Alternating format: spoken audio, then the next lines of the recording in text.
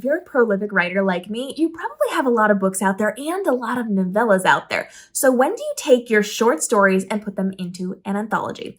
An anthology is a collection of unrelated, unconnected stories that have some kind of overarching theme to collect them together inside of that anthology, but those books are not directly connected to each other. Now, if you have a series with multiple novellas in it, maybe featuring different characters or maybe the same characters, but they're short stories, if you put those into a collection, that is an omnibus. That is not an anthology. So different process. An anthology is unconnected books now being bound together as some themed type of collection. You will see anthologies from different authors, so different authors taking their stories and putting them together in a collaboration, but you can also do that independently with just you and your story. So if you write a lot of them, you're going to want to start looking for themes and overarching material that would tie those novellas together. For me, a really great example is Fairy Tales and Firewalls. This is one of my favorite anthologies that I've created. These are based on my novellas that are techie and cyber-inspired fairy tale retellings.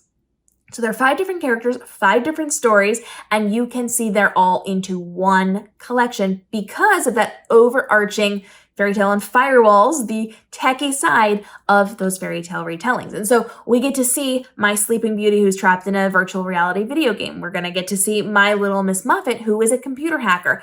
Things that are connected to technology. And we are using this by combining it into an anthology to get people to buy all 5 of those books together at the same time, which means we're going to profit a little bit more. But because they're bound in a single collection, now it's cheaper for us to produce and cheaper for our fans to buy. So if they purchase these 5 books individually, it would cost more than if they purchased them bound in one book together or in one ebook collection.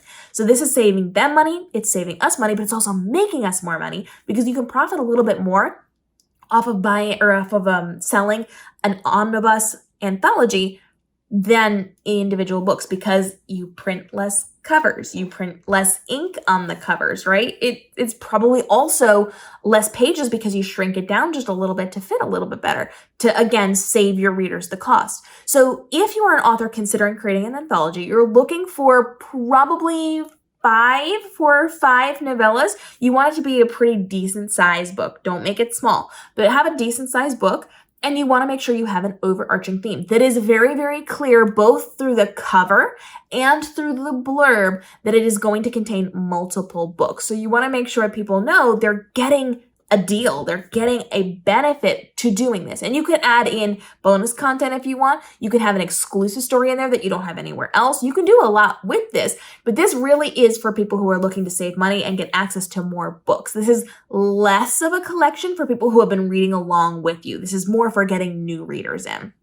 So you have the opportunity to then pick which books are going to make sense. You can create an order. You can decide whatever works best. Your most popular book can go first, or if they kind of go through a particular flow, you can do it that way. You can choose what comes first, and you're just going to want to make sure that you bind all of these into one single anthology. Now, for me, as I was creating this, I actually kept all of the headers, all of the different page things in each story. So for me, you get a title page for the book. You get information on what the books are and what characters they are representing. You might even get some blurbs there. And then it starts with the cover of that book. So I don't actually remember which book I started with, but let's just say it's Cinderella. It's my Cinderella retelling with nanobots, and she is going to be the first story in there. I would then have the cover of the original book or the title page, depending on what you want.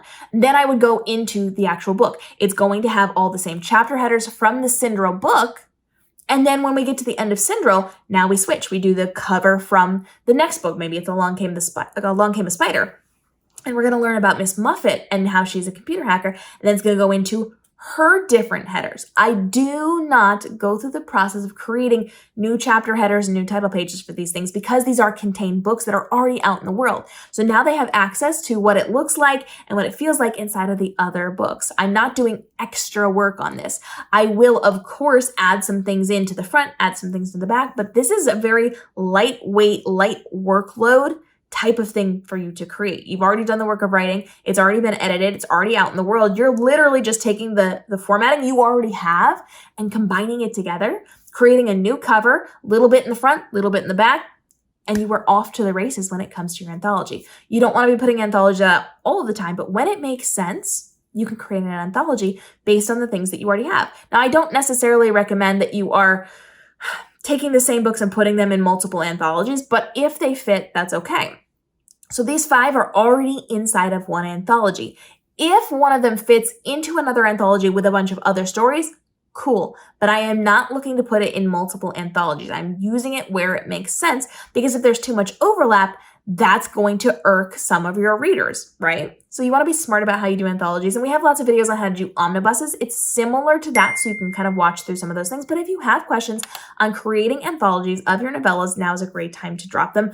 I love doing this, and I have not overdone this. I'm very, very judicial about when I do this, and it's kind of a nice little extra. It's a nice little surprise. It gives me a beautiful new cover, a beautiful new book, and it's really, really, really helpful at book signing events. So instead of people buying like 5 different books, or maybe they would only buy 2 or 3, but if they see that they can get 5 in one for a lot less, now they're probably going to invest in that, which is better for you financially in the long run.